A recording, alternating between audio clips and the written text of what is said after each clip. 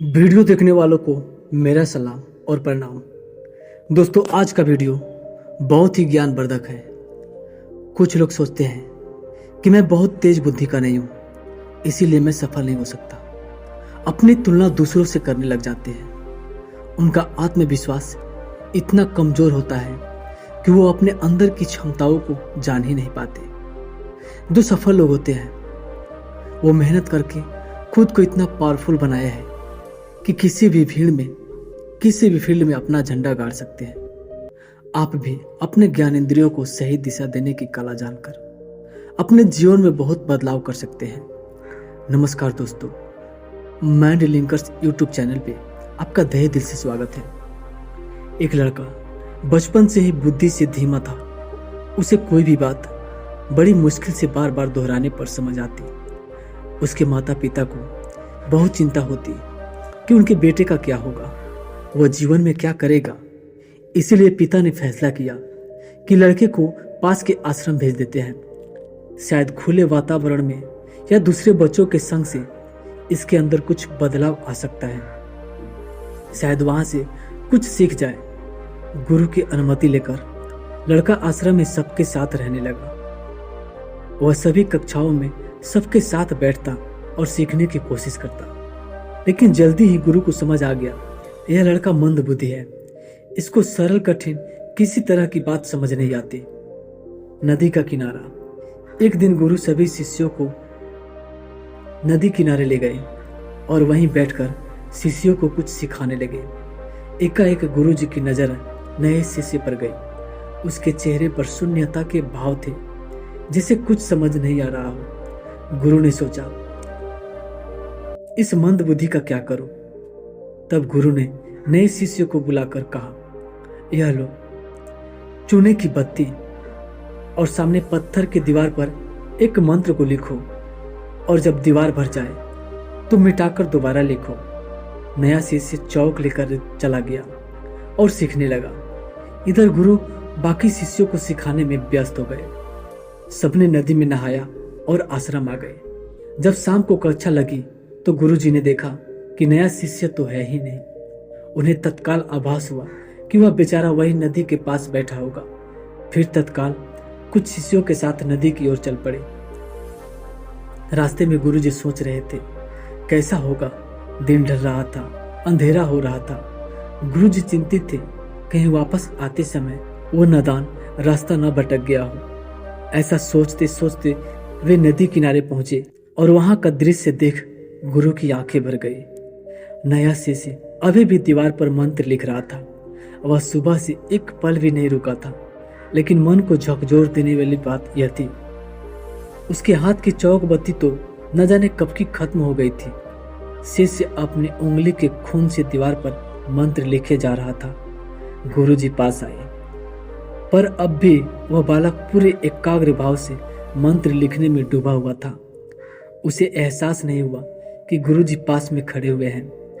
गुरु ने शिष्य को उठाकर छाती से लगा लिया।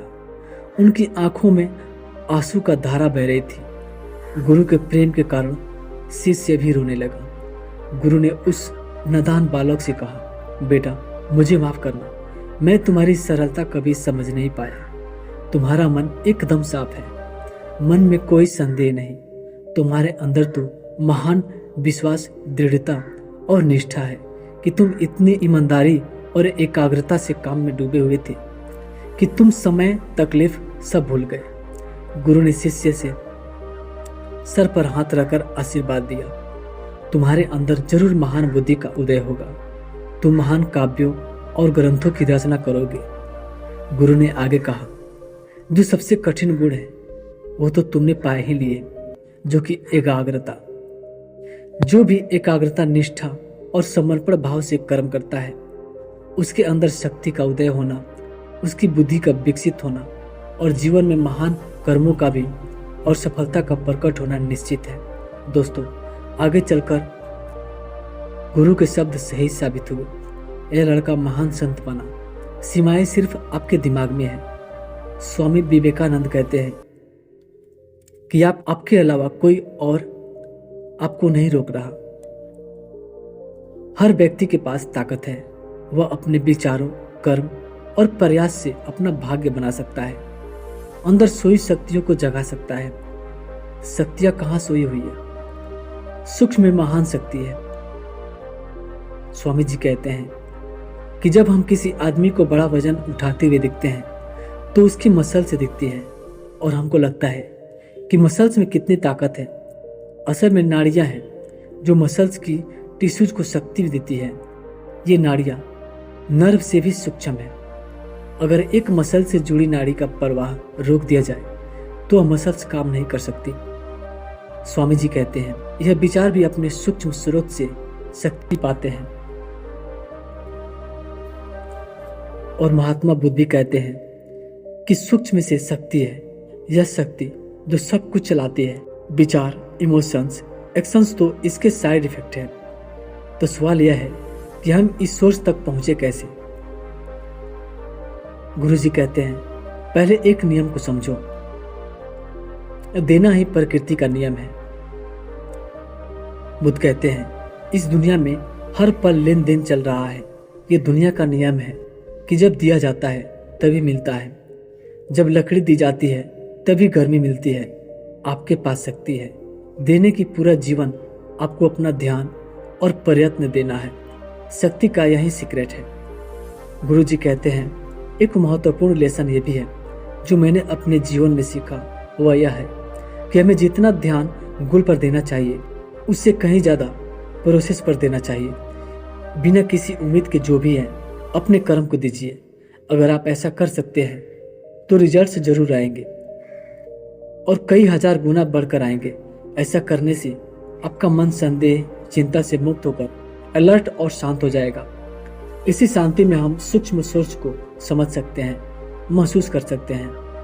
गुरुजी कहते हैं अगर हम विचार को इस सोर्स पर रोक ले तो वहीं उसके प्रति अवेयर हो जाए तो विचार, भावनाएं, एक्शंस सब कुछ स्वतः ही नियंत्रित हो जाते हैं। लेकिन हम प्रेजेंट को भूल क्यों जाते हैं? गुरुजी कहते हैं हमारे जीवन की सबसे बड़ी गलती है कि हम लक्ष्य को श्रेष्ठ और मुख्य बना लेते हैं। चाहे वह लक्ष्य आध्यात्मिक मुक्ति का हो, मन की शांति का हो। हमें मंजिल कितनी आकर्षक और मनोहर लगती है, लेकिन हम यात्रा को नकारते हैं। हमारे मन और कल्पना में गोल सबसे ज्यादा जगह गहरे रहता है। हम जल्दी से जल्दी वहां पहुंचना चाहते हैं और अभी वर्तमान को, प्रेजेंट को भूल जाते हैं। यही प्रेजेंट उस सोर्स यानी सूक्ष्म शक्ति का दरवाजा है। वर्तमान का पल जहां से सब कुछ प्रकट होता है। बस यही तरीका है अपने अंदर सोई हुई शक्तियों को जगाने का। स्वामी जी कहते हैं कि अपने अंदर सोई शक्तियों को पहचानो, विश्वास करो कि तुम इन्हें प्रकट कर सकते हो।